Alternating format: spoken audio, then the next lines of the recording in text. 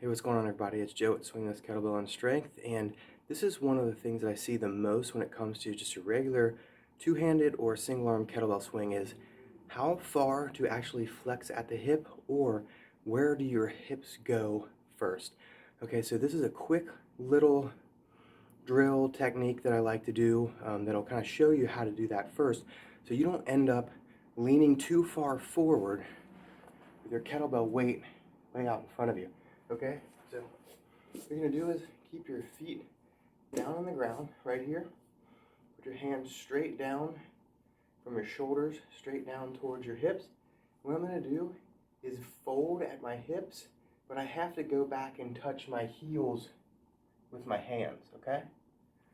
So what I'm doing is I'm shooting the hips back first and touching my heels. Now if I just bend over, you see what happens? I lose my balance. I'm starting to go forward. Well, that's what I see a lot of times with people doing their regular, especially two-handed kettlebell swings. But too much of their weight on the front of their foot and not all planted on the whole part of the foot. Okay, so heel, midfoot, ball of the foot, your toes, all of that. I know a lot of people say, put all your weight on the heels. Well, if your toes are lifting up, that's wrong as well. You want to maintain stability on the whole foot, okay? So anyway, try that little drill and tell me what you think happens with your swings next.